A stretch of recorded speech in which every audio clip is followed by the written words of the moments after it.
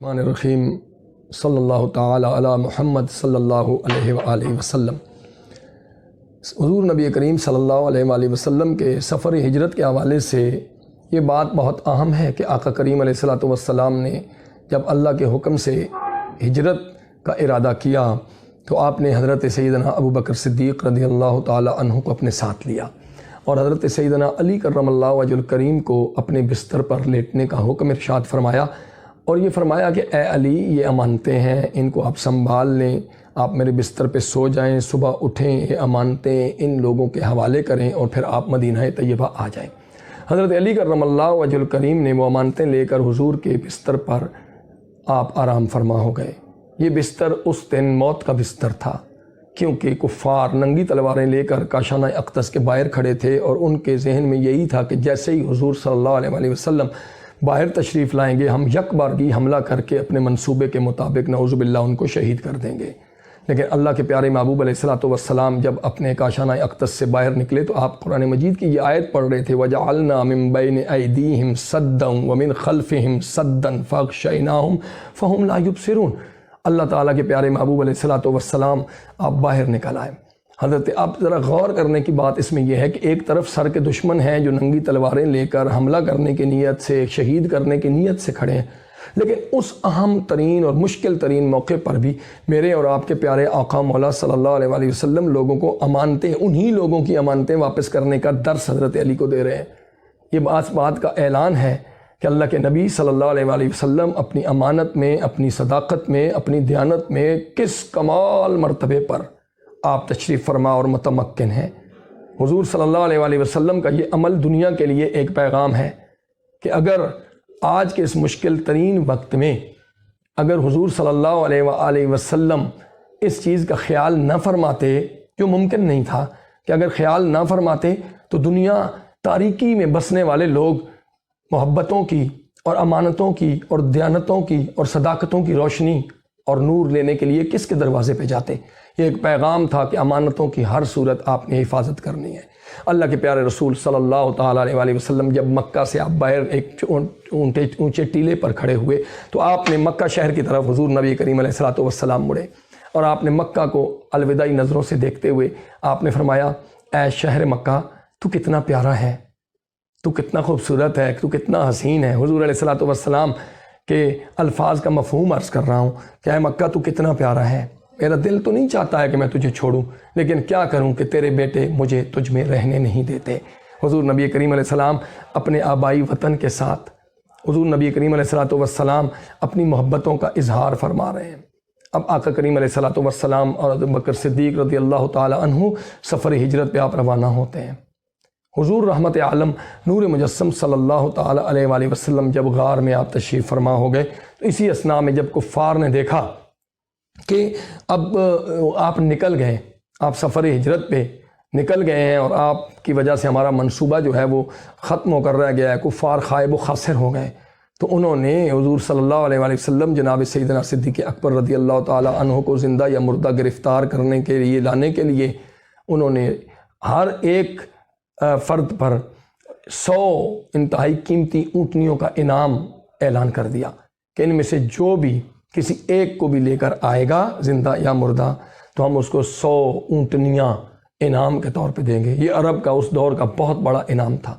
اب اس انعام کے لالچ میں بہت سارے لوگ نکلے اور حضور صلی اللہ علیہ وسلم اور حضرت ابو بکر صدیق کو تلاش کرنے لگے۔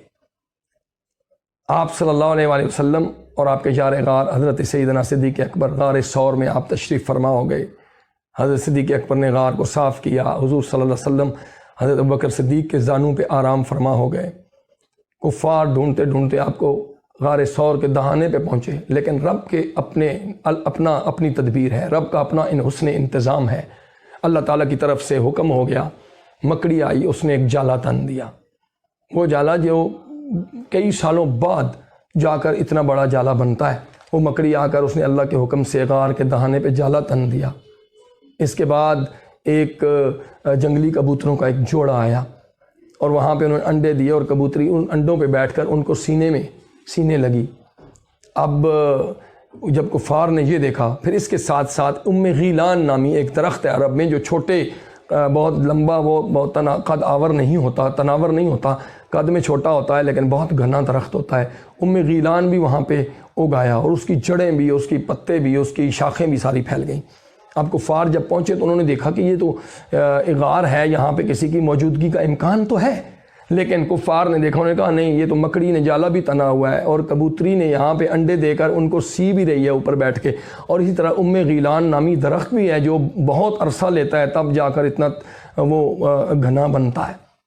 تو ان چیزوں کو دیکھ کر اللہ تعالیٰ کی یہ تدبیر تھی، یہ اللہ کی خفیہ تدبیر تھی۔ وَيَمْكُرُونَ وَيَمْكُرُ اللَّهُ وَاللَّهُ خَيْرُ الْمَاكِرِينَ، اللہ کی خفیہ تدبیر بہترین ہے۔ وہ کفار یہاں سے واپس ہو گئے، اور ادھر حضور نبی کریم علیہ الصلوۃ والسلام حضرت ابوبکر صدیق کو یہ فرما رہے ہیں، لا تحزن ان اللہ معنا، نہیں گھبرائیں، نہیں فکر نہیں کریں، رب جو ہے نا وہ ہمارے ساتھ ہے، اللہ تعالیٰ کی مدد، اللہ تعالیٰ کی نصرت ہمارے ساتھ ہے۔ اب یہ لوگ واپس ہو گئے۔ حضور صلی اللہ تعالیٰ علیہ وآلہ وسلم نے اپنے سفر کا دوبارہ سے آغاز کیا، ایک دن ایک رات پورا چلتے رہے۔ آقا کریم علیہ السلام کے چہرے پر، آپ کے بدن پر تھکاوٹ کے کسی قسم کے کوئی آثار نہیں تھے۔ جو قائد ہوتے ہیں، جو قیادت کرنے والے ہوتے ہیں، جو زمانے کے نبض شناس ہوتے ہیں، جو زمانے کو بدلنے والے ہوتے ہیں، تنظیمی زندگی گزارنے والے لوگوں کے لیے اس سفر میں ایک انتہائی اہم پیغام ہے کہ جب آپ قیادت کر رہے ہوتے ہیں، جب آپ پوری طاقت اور قوت سے چل رہے ہوتے ہیں، تو پھر تھکاوٹ اور جسمانی عوارض جو ہیں وہ آپ کے قریب نہیں آ سکتے۔ آقا کریم صلی اللہ تعالیٰ علیہ وآلہ وسلم آگے چلتے رہے۔ دوسری طرف ایک اہم ترین واقعہ ہوا، راستے میں ایک جگہ پہ معبد نامی ایک خاتون ہے۔ حضور صلی اللہ علیہ وآلہ وسلم اور حضرت ابوبکر صدیق وہاں پہنچے۔ اب سفر مسلسل جاری ہے، اور آپ حضرت ابوبکر صدیق رضی اللہ تعالی عنہ اس خاتون کے پاس گئے، اسے پوچھا کہ کیا آپ کے پاس خشک گوشت کوئی ہے؟ قبائل میں رواج ہے آج بھی کہ وہ گوشت کو خشک کرنے کا سلیقہ جانتے ہیں۔ اس نے کہا نہیں، وہ نہیں ہے۔ آپ نے فرمایا میں خریدنا چاہتا تھا۔ اس نے کہا نہیں۔ آپ نے فرمایا کوئی بکری ہے؟ اس نے عرض کی ہاں ایک بکری ہے، وہ کونے میں کھڑی ہے۔ اس نے اشارے سے کہا، وہ بکری انتہائی لاغر، انتہائی دبلی پتلی اور کمزور۔ اس نے کہا اس کی کھیری میں تو دودھ بھی نہیں ہے۔ حضور پاک صلی اللہ علیہ وآلہ وسلم نے اس بکری کو اپنے پاس، اسے کہا اسے لے آؤ۔ آقا کریم صلی اللہ علیہ وآلہ وسلم نے رب تعالیٰ کا نام لے کر اس بکری کے جسم پہ ہاتھ پھیرا اور اس کے تھنوں پہ ہاتھ پھیرا، کھیری پہ ہاتھ پھیرا، تو وہ بکری ایک دم سے اللہ کے فضل اور اللہ کے کرم سے وہ ایک دم تنو مند ہو گئی، صحت مند ہو گئی، اور اس کے تھن جو ہیں وہ، جس کے بارے میں اس کی مالکن معبد کہہ رہی تھیں یہ تو بالکل بھی خشک ہے، یہ تو بالکل بھی دودھ دار نہیں ہے، اس کے تھن اور کھیری دودھ سے بھر گئے۔ اللہ کے پیارے محبوب صلی اللہ علیہ وآلہ وسلم نے اس حضرت ابوبکر صدیق رضی اللہ تعالی عنہ اور آپ صلی اللہ علیہ وسلم جب آپ کی برکت سے، آپ کے دست کرم کی برکت سے اس بکری میں دودھ بھرا یا تو آپ صلی اللہ علیہ وسلم نے اس کا دودھ دوہ لیا۔ آپ نے معبد کو بھی پلایا، سیدنا صدیق اکبر کو بھی پلایا، اور سب سے آخر میں آپ نے پیا، اور ارشاد فرمایا ساق القوم آخرہم، جو قوم کا سردار ہوتا ہے نا وہ سب سے آخر میں ہوتا ہے۔ اس میں بھی ہمارے لیے ایک اہم ترین پہلو موجود ہے کہ ہماری قوم کے جو سردار ہوتے ہیں، ہمارے حکمران جو ہوتے ہیں، وہ دیکھیے وہ سب سے پہلے اپنے گھر کو بھرتے ہیں، لیکن اللہ کے پیارے رسول علیہ الصلوۃ والسلام نے ارشاد فرما کر سب لوگوں کے لیے ایک پیغام چھوڑا ہے کہ اگر تمہیں اللہ تعالیٰ عظمت دیتا ہے، سرداری دیتا ہے، بادشاہت دیتا ہے، اللہ تعالیٰ تمہیں قوم کا بڑا بنا دیتا ہے، تو پھر تمہیں خیال رکھنا ہے کہ اپنے محتاطوں کا سب سے پہلے خیال رکھنا ہے، سب سے آخر میں آپ کی باری آنی ہے۔ آپ نے دودھ پی لیا، اور حتیٰ کہ معبد کے گھر کے تمام برتن جو ہیں وہ اس دودھ سے بھر گئے۔ یہ ایک تفصیلی واقعہ ہے، میں اس کی تفصیلات کی طرف جانے کے بجائے صرف یہ بات عرض کر دیتا ہوں۔ اس کے بعد معبد آپ کی دست کرم کی یہ برکتیں دیکھ کر ہمیشہ حضور صلی اللہ علیہ وآلہ وسلم کو مبارک کے نام سے یاد کیا کرتی تھی۔ اب یہ سفر کا آغاز مزید آگے ہوتا ہے۔ اس سفر کے دوران ایک شخص ہیں جن کا نام ہے سراقہ بن مالک جوشمی، یہ بنو مدلج قبیلے کے ایک شخص ہیں۔ آپ فرماتے ہیں کہ جب 100 اونٹنیوں کے انعام کا اعلان ہوا تو میں بھی اس انعام کے لالچ میں چاہ رہا تھا کہ ان لوگوں کو میں تلاش کر لوں۔ میں بھی ایک جگہ بیٹھا ہوا تھا جب یہ اعلان ہو رہا تھا، تو اچانک ایک شخص آیا، اس نے آ کر میرے کان میں یہ بات کی کہ میں نے فلاں جگہ پہ جاتے ہوئے میں نے دیکھا ہے 2 لوگوں کو جو بالکل اسی طرح کے ہیں جس طرح کے یہ بتا رہے ہیں۔ سراقہ کہتے ہیں میں سمجھ گیا وہی ہوں گے، لیکن میں نے اچانک اس شخص کو تھوڑا سا ڈانٹنے کے انداز میں کہا نہیں وہ کوئی اور ہیں، میں نے دیکھا ہے، مجھے پتہ ہے وہ کوئی اور لوگ جا رہے تھے۔ اب سراقہ بن مالک کہتے ہیں میں اس تلاش میں، اس ذہن سے میں نے یہ بات کی کہ کسی اور کو یہ پتہ نہ چلے اور انعام صرف مجھے ملے۔ آپ فرماتے ہیں میں تیز رفتار گھوڑے پہ سوار ہوا اور میں اس سفر کی طرف نکل کھڑا ہوا۔ جب میں وہاں پہنچا، جیسے ہی میں کہتے ہیں میں نے دیکھا تو یہ حضرت ابوبکر صدیق اور سیدنا سرکار کائنات صلی اللہ علیہ وآلہ وسلم کی ذات اقدسی تھی۔ آپ فرماتے ہیں جب میں قریب ہوا تو خود واقعہ سناتے ہیں، اس میں ایک واقعہ خود سناتے ہیں اور ایک جناب سیدنا صدیق اکبر کی زبانی ہے۔ تو سراقہ بن مالک جو ہے وہ کہتے ہیں کہ میں قریب ہوا نا تو میرے گھوڑے کو ٹھوکر لگی، تو میرا گھوڑا گرا اور میں بھی اس گھوڑے سے گر گیا۔ میں جب گرا تو میں سہم گیا اور میں نے ترکش سے فال کے تیر نکالے۔ ان کے تیروں پہ لکھا ہوتا تھا کہ اللہ کے حکم سے امرانی ربی، دوسرے پہ لکھا ہوتا تھا نہانی ربی، کہ یہ اللہ کا حکم ہے کر گزرو، اور دوسرے پہ یعنی اللہ نے اس سے منع کر دیا ہے۔ آپ کہتے ہیں میں نے فال نکالی، اس پہ ممانعت لکھی ہوئی تھی، لیکن 100 اونٹنیوں کا انعام، اتنا زیادہ لالچ تھا اس کا اور اتنا زیادہ دل فریب اور پرکشش تھا کہ میں پھر اور آگے بڑھا۔ جیسے ہی میں گھوڑے پہ چڑھ کے تھوڑا سا اور قریب ہوا تو میرا گھوڑا گھٹنوں تک زمین میں دھنس گیا۔ اب میں سمجھ گیا کہ مجھے اس سفر میں کامیابی نہیں ہوگی، اپنے ٹارگٹ کو حصول نہیں کر سکوں گا۔ آپ فرماتے ہیں کہ میں گھوڑے سے اترا اور میں نے حضور نبی کریم صلی اللہ علیہ وآلہ وسلم کو عرض کی کہ حضور مجھے معافی عطا فرما دیں، مجھے معافی عطا فرما دیں۔ آپ صلی اللہ علیہ وآلہ وسلم نے معافی عطا فرمائی۔ سراقہ کہتے ہیں میں نے آپ کو عرض کی حضور میرا گھوڑا میں آپ کو پیش کرتا ہوں، آپ اس گھوڑے پہ تشریف لے جائیں۔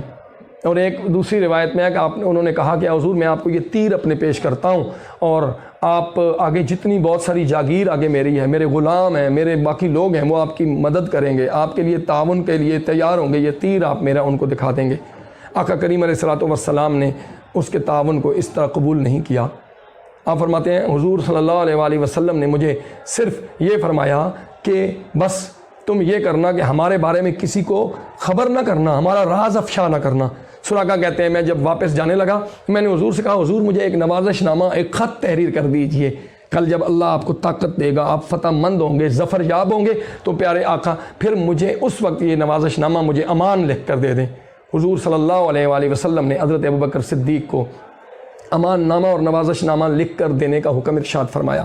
سراقہ کہتے ہیں میں نے وہ نوازش نامہ اور امان نامہ لے کر میں واپس چلنے ہی لگا تو اچانک تاجدار کائنات صلی اللہ علیہ وآلہ وسلم نے مجھے مخاطب کر کے کہا سراقہ وہ کیسا وقت ہوگا جب تیرے ہاتھوں میں کسریٰ کے کنگن پہنا جائیں گے۔ اس دور کی سپر پاور، اس دور کا جو فارس کا علاقہ تھا کسریٰ کا، اس کے سپر پاور جس کے ٹوٹنے کا کوئی ذہن و گمان میں بھی خیال نہیں آ سکتا تھا، کہا سراقہ وہ کیسا وقت ہوگا جب کسریٰ کے کنگن تجھے پہنائے جائیں گے۔ حضرت سراقہ کہتے ہیں میں حیران ہو کر میں نے عرض کی حضور وہ کسریٰ ابن ہرمز کے کنگن؟ آپ نے فرمایا ہاں۔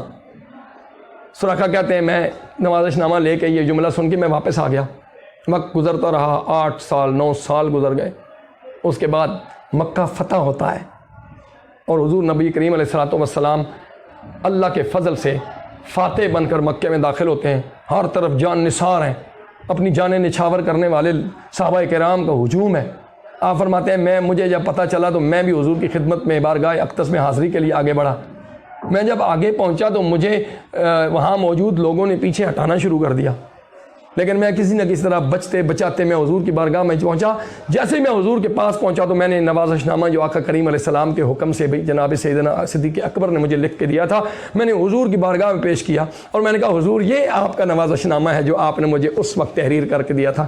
آقا کریم نے فرمایا لوگوں چھوڑ دو، اس کو آنے دو، آج وفاؤں کا دن ہے، آج وفاؤں کا دن ہے، آج نوازنے کا دن ہے۔ آقا کریم علیہ الصلوۃ والسلام فتح کے عظیم دنیا کی عسکری تاریخ کی سب سے بڑی فتح اور سب سے بڑے فاتح ہونے کے باوجود حضور علیہ الصلوۃ والسلام ان کے ساری سے فرما رہے ہیں آنے دو، آج تو وفاؤں کا دن ہے، آج تو نوازنے کا دن ہے، آج تو وعدے پورے کرنے کا دن ہے، آج ان لوگوں پہ رحمتیں کرنے کا دن ہے۔